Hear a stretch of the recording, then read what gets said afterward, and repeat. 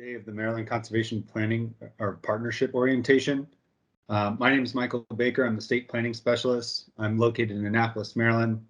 And today we're going to go over the 9 steps of the planning process as a conservation planning overview. So what is conservation planning?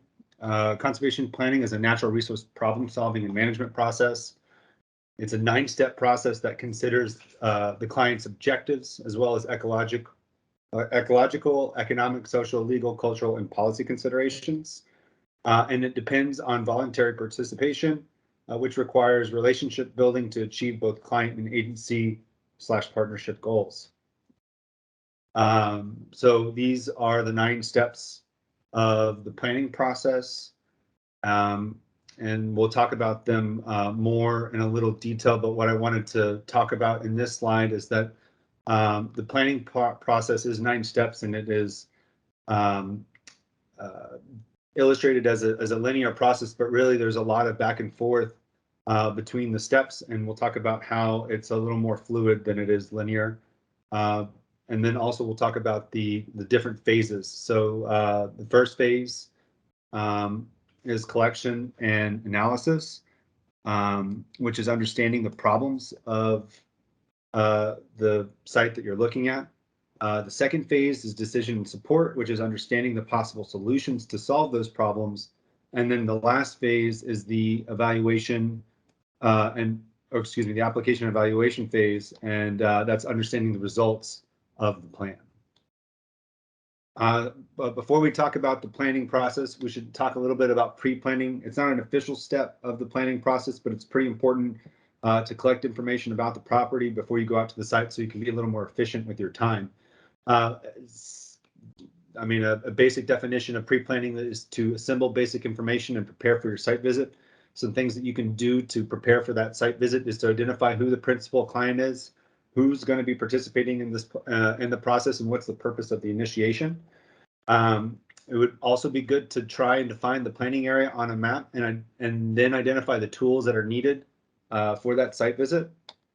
And then some other things that you can do before the site visit is to review the conservation plan folder that are found in all the field offices. There's those paper copies, and I recommend all new employees to go through those folders and familiarize yourselves with how the relationship between that tract of land or those operators and what decisions were made in the past, so you can catch up as to what is going on right now. And then some other things that you can do before you go out to the field is creating aerial photograph maps, soil survey maps, stream layers, topography, and sensitive areas to help you identify areas of potential concern to help facilitate the discussion during the site visit. So the first step of the planning process is identifying the problems and opportunities. You can do this in a couple of different ways. You can observe these problems and opportunities during your site visit. You can learn about them by reading about it in the conservation folder and learning about what previous resource concerns that were identified in the past and what was done about them. And then also you can do that with conversations that you have with the client. I thought now would be kind of a good time to talk about resource concerns. And a definition of a resource concern. And the definition of a resource concern is a condition that does not meet a minimal acceptable condition, and it implies a natural resource degradation. And we can think about this through the lens of CART as like the threshold, and we'll talk more about that in some slides later. But first, I was going to talk about what are the major resources that we have, and what are the resource concerns. So if you have been taking some of the trainings on AgLearn, you've probably heard of the term of SWAPA plus H, which is soil, water, air, plants, animals, and energy. And then the plus H is the human consideration.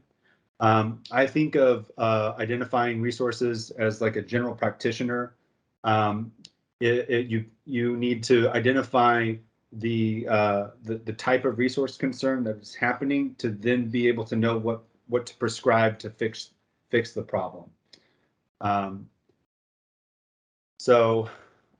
Here are some examples of resource concerns that you might see out in the field. So this is sheet and rill and gully erosion. So those are two different resource concerns that are under the soil resource. Here we have a water resource problem with the field sediment and nutrients being transported to surface waters with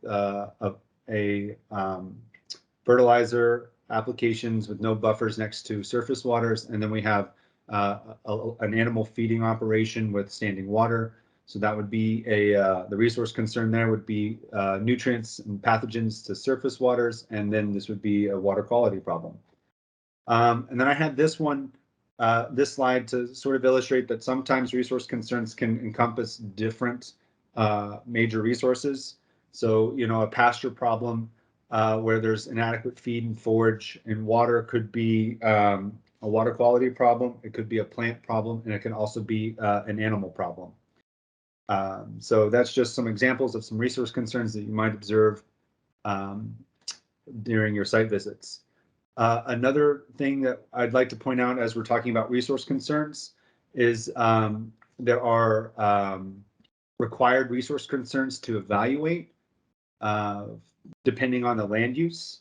And there's a document that you can find on the PHOTOG section 3A that will show you what resource concerns are required for the given land use that you are evaluating. And what I will do now, if I can, is in the chat, I'm going to drop this document so you guys can have it if you don't have it already. That's not working. Huh. I guess the chat function's not working for me, so my apologies. I'll get you can find those on the PHOTOG, but I'll find a way to get those to you guys. Either way. So to sum up the first step, what are the keys to that first step? You need identification of the planning area, and you also need to communicate with the landowner how you should access their property, and get to know what those landowners' preferences are for, like, where you should park your car.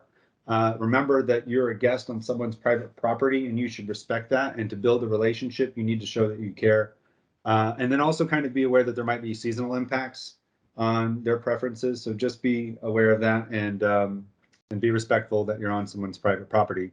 Also, a big key for the first step is beginning the record keeping process and start recording your observations and concerns that the clients have in your conservation 6 notes. So the second step is determining the objectives. Determining the objectives is figuring out what that desired future condition is. And as I mentioned earlier, that the planning process is a little fluid.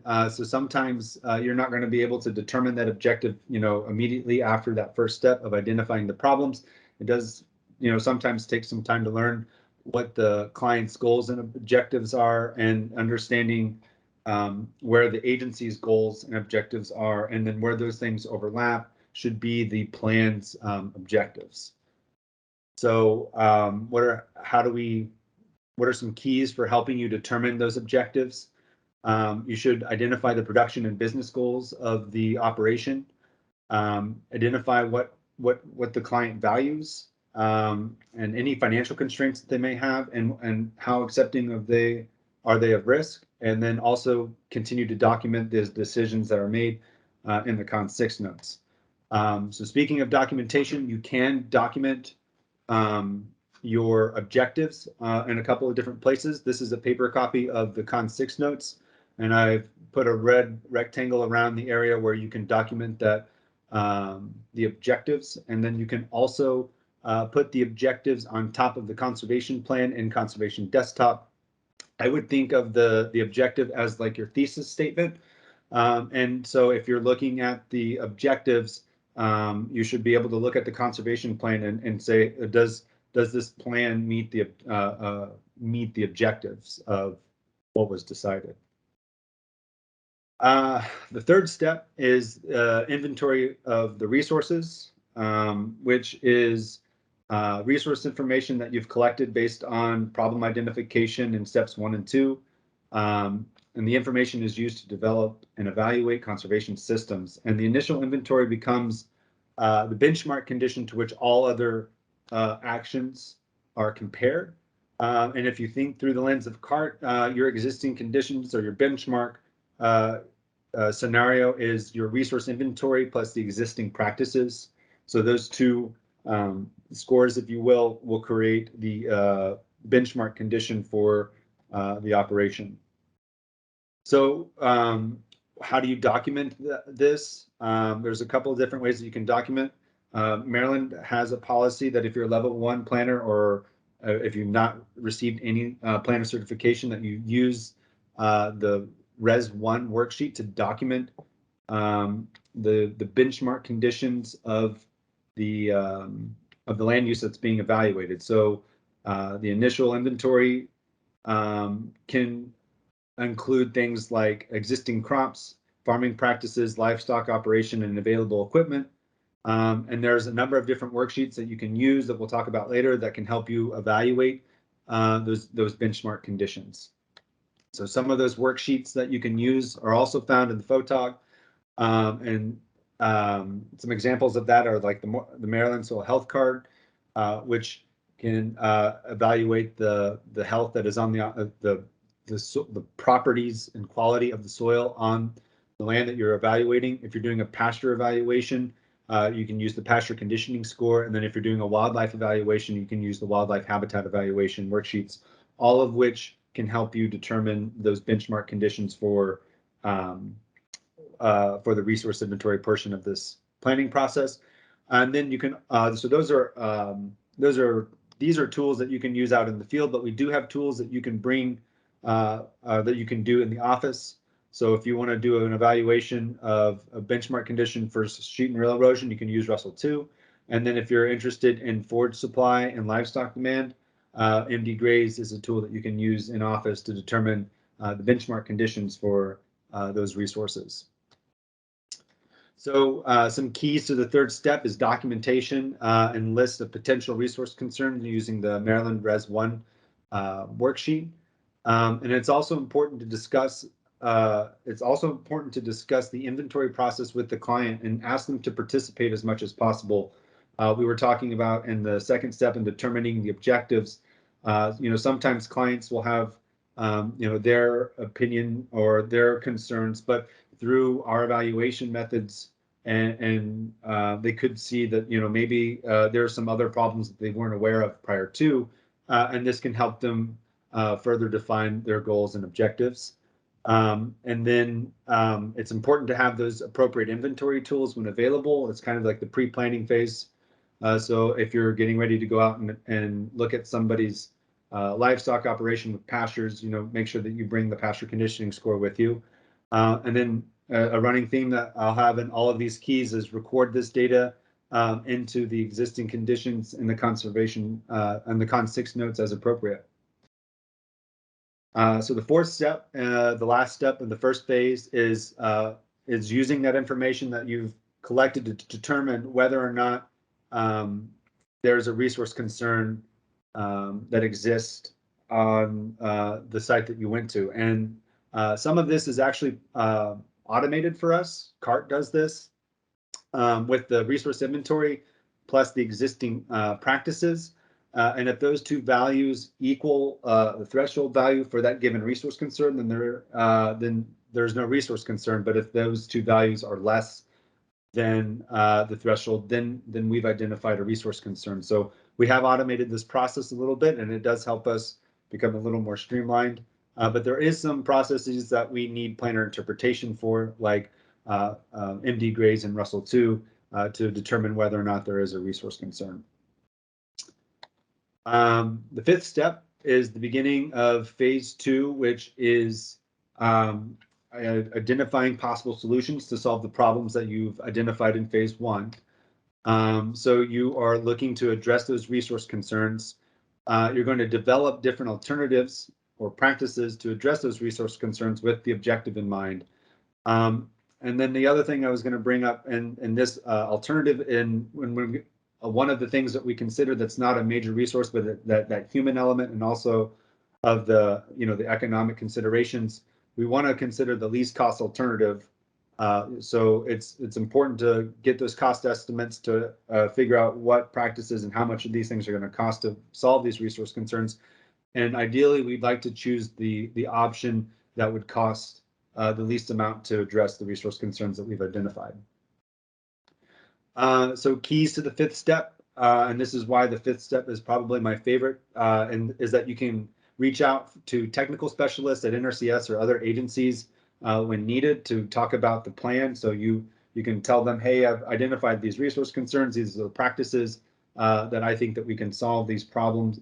We can use to solve these problems.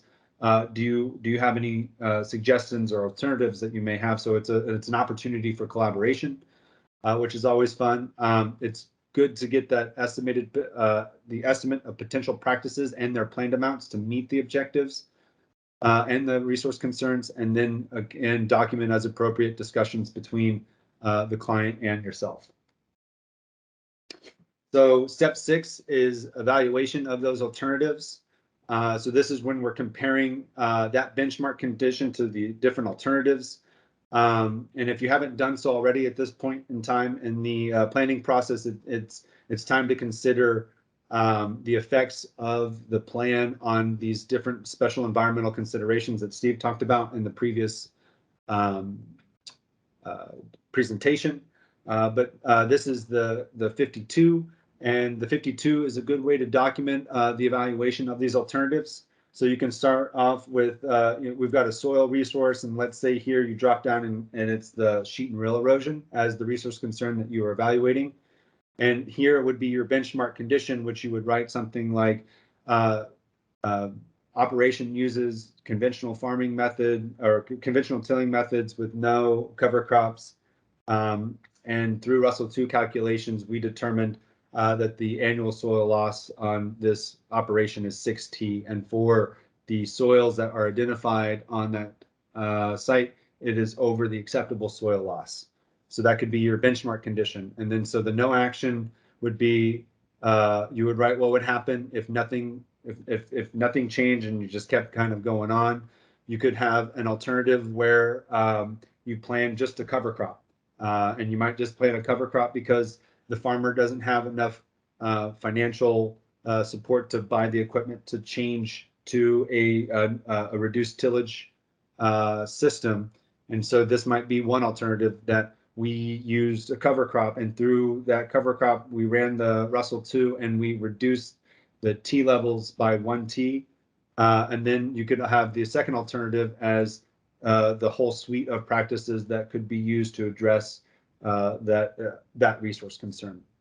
So this is how you would use the 52 to document those evaluations of the alternatives.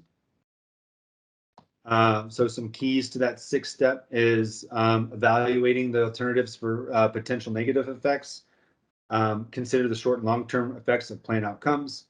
Estimate risk while monitoring monetary effects. Remember, we want that least cost alternative, where we don't want to spend more money than we have to, and then document that alternative discussion between the client and yourself.